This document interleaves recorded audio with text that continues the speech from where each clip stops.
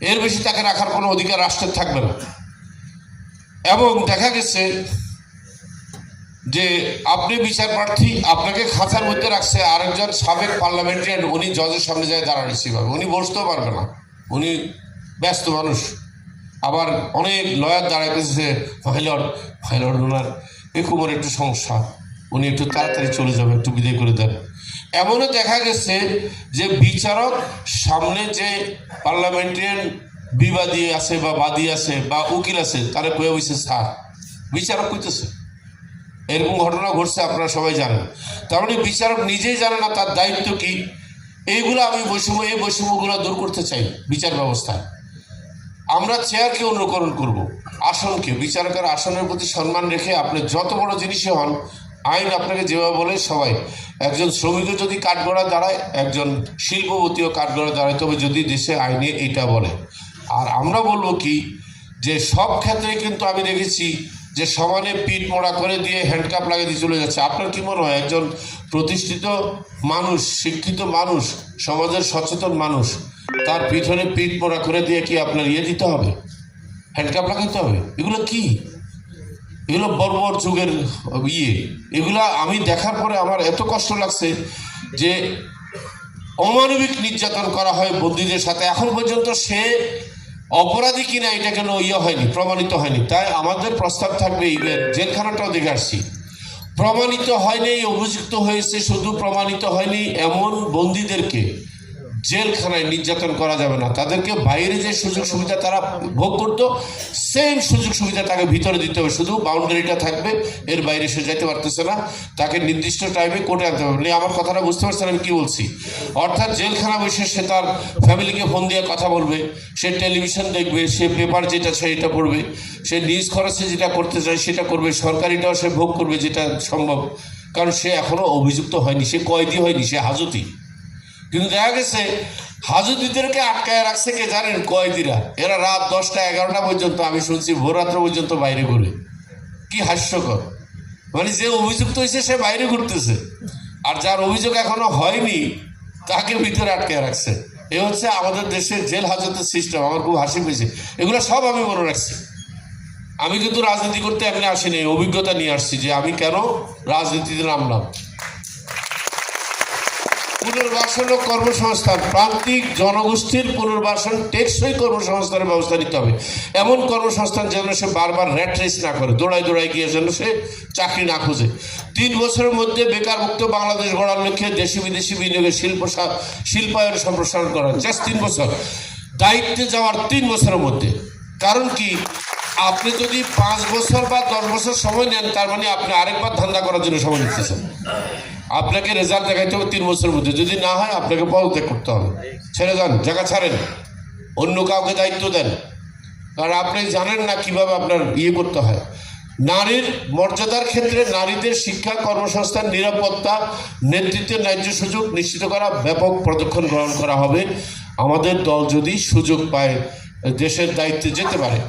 ছাত্র অধিকার, কর্মসংস্থান ও বেকার ভাতা, আনএমপ্লয়মেন্ট যেটাকে বলে, বেনিফিট, এইটা একটা সিস্টেম কিন্তু বিদেশে আছে, পৃথিবীর অনেক দেশে আছে। শিক্ষাঙ্গনে শৃঙ্খলা, মানসম্পন্ন শিক্ষার পরিবেশ গড়ে তোলা হবে। পড়াশোনার পাশাপাশি পার্ট টাইম কাজ, শিক্ষা সমাপ্তির পর কর্মসংস্থান নিশ্চিত করা হবে। অন্যথা কি দিতে হবে? বেকার ভাতা দিতে হবে, তার তো কোনো দোষ নাই। এবং বেকার ভাতার সিস্টেম আমি বিদেশে দেখে আসছি, বেতনের 90% দেওয়া হয়। আমরা কত পার্সেন্ট পারবো সেটা সময় বলে দেবে, বাট বেকার ভাতার সিস্টেম চালু করবে। শিক্ষা শেষে যদি সে চাকরি না পায়, সরকারি বেসরকারি চাকরিজীবীদের কল্যাণ। দেখেন, সরকারি চাকরিজীবী যারা বিশেষ করে মধ্য পর্যায়ের এবং নিম্ন পর্যায়ের আছে, চাকরির নিশ্চয়তা, আবাসন, সন্তানের শিক্ষা, অবসরের নিরাপত্তা নিশ্চিত করা হবে। এটা কেন আমি নিজেও দেখেছি যে সাধারণ পুলিশ যারা এবং যে কনস্টেবল বা আবার নিম্ন স্তরের অফিসার যারা, এদের একটা বড় কষ্ট কি জানেন? এদেরকে হঠাৎ করে ট্রান্সফার করে দেয়, দিলে আবার বউ বাচ্চা নিয়ে ওখানে ব্যাজ্যার মতো ওখানে যায়, আবার স্কুলে ভর্তি করাতে গেলে একটা বিপদ, আবার ঘর বাড়ি, অনেক কষ্ট হয়। আমরা সিস্টেম করব, যিনি যে বিভাগের অধিবাসী তাকে ওই বিভাগের বাইরে ট্রান্সফার হুকুম দেয়া যাবে না, তাকে ওই বিভাগের ভিতরে রাখতে পারা হবে, যাতে অন্তত সে তার পরিবারের খোঁজ খবর নিতে পারে।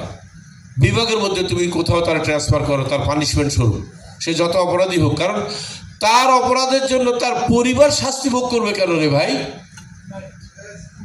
আপনি তারা শাস্তি দিচ্ছেন তো, কিন্তু তার পরিবার তো শাস্তি ভোগ করে যখন তাকে আপনি যেখানে ইচ্ছে সেখানে নিয়ে যান। তারপর বাচ্চাদের লেখাপড়া নিশ্চিত করবে কে?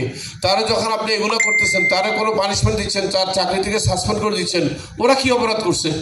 ওদের একটা ব্যবস্থা রাখেন, ফ্যামিলি অ্যালাউন্স রাখেন। আমরা ফ্যামিলি অ্যালাউন্স চালু করবো তখন, যে ফ্যামিলি বেনিফিট পাইতে হবে। সার্বজনীন আবাসন, আবাসন আমি জানি না যে কত লোক এখন গৃহহীনভাবে রাস্তায় ঘুমায়, আর কত লোক ভাড়ায় থাকে। ভাড়ার ব্যবসা তো চরম ব্যবসা। আমি নিজে একজন বাড়িওয়ালা, তো আমি দেখছি কি পরিমাণ মানুষ ভাড়ায় থাকে। এটা কিন্তু ঠিক না। সরকারি ব্যবস্থাপনায় কৃষি জমি রক্ষার্থে আমরা সেটা রাখবো, এবং নগর উন্নয়নে জাতীয় সার্বজনীন আবাসন প্রকল্প চালু করা হবে। এই প্রকল্প স্বল্প মূল্যে, একেবারে কম মূল্যে, স্বল্প মূল্যে দীর্ঘমেয়াদী আর্থিক ব্যবস্থা না। আমি এটার একটা স্কিম নিচ্ছি এখন আপাতত, ভাড়া থেকে কেনা। অর্থাৎ আপনি 20 বছর ভাড়া থাকলে ওই ফ্ল্যাট আপনার, 20টা বছর থাকবে, 20 বছর আপনি ভাড়ায় থাকলে আপনি ওইটা কিনে ফেলছেন। এর চাইতে মজা আর কি হইতে পারে? অথচ দেখেন, আপনি যখন ভাড়া দিয়ে দিয়ে থাকতেছেন, 20 বছর পরে কিনতে যান, ওই ফ্ল্যাটের দাম কিন্তু অনেক বেশি। 35 লাখ টাকার ফ্ল্যাটের দাম এখানে 1 কোটি টাকা এখনকার বাজারে। আমি সেটা দেখছি তো, কারণ আমার নিজেরও কিছু ফ্ল্যাট আছে। 35 লাখ দিয়ে কিনছি, এখন কোটি টাকা দাম আছে। অথচ যদি ভাড়ায় থাকতে পারতো 20 বছর, ওই ফ্ল্যাটটা তার হয়েছে। আমি এরকম একটা স্কিম আনতেছি ইনশাল্লাহ, ক্ষমতায় না যাওয়ার আগেই। এরপর আসেন ধর্মভিত্তিক শিক্ষার্থীদের অধিকার নিশ্চিত করা।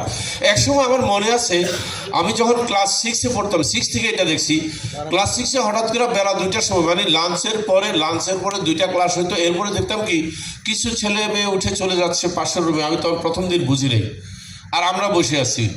হঠাৎ করে জিজ্ঞাসা করলাম, এরা কই গেল? এখন তো ধর্ম ক্লাস। আমি বললাম তার মানে?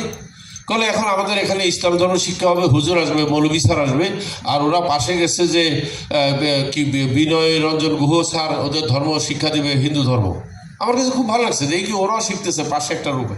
সংখ্যা ওরা কম, আমরা বেশি ছিলাম। আমি শুধু হিন্দু আর মুসলমান ধর্ম মধ্যে ধর্ম শিক্ষার সুযোগটা দেখছি আমার আমলে। এখন এটা নাই, কিন্তু আমার তো মনে হয় না হিন্দুদের কোনো ধর্ম শিক্ষালয় আছে, নাই। মুসলমানদের যেটা আছে এটা একেবারে যাচ্ছে তাই অবস্থা। গরিবরা ধর্ম শিক্ষালয়ে পাঠায় তাদের বাচ্চাদেরকে। জানেন আপনি, এর চেয়ে তো দুঃখ আর কিছু আছে? আমি একজনের জিজ্ঞাসা করছি যে আপনি যে কষ্ট করেন, ছেলেমেয়েরা লেখাপড়া করে না, কী করবো, লেখাপড়া করার জন্য পয়সা না দিকে কাউমি মাদ্রাসা পাঠিয়ে দিচ্ছি। অর্থাৎ বুঝাই গেল কাউমি মাদ্রাসায় যারা যাচ্ছে ওরা কিন্তু মানবতার জীবনযাপন করতেছে, এবং তাদেরকে বাবা মা অর্থ অভাবে ওখানে লেখাপড়া করতে পাঠাচ্ছে, ধর্ম শিক্ষার জন্য পাঠায়নি।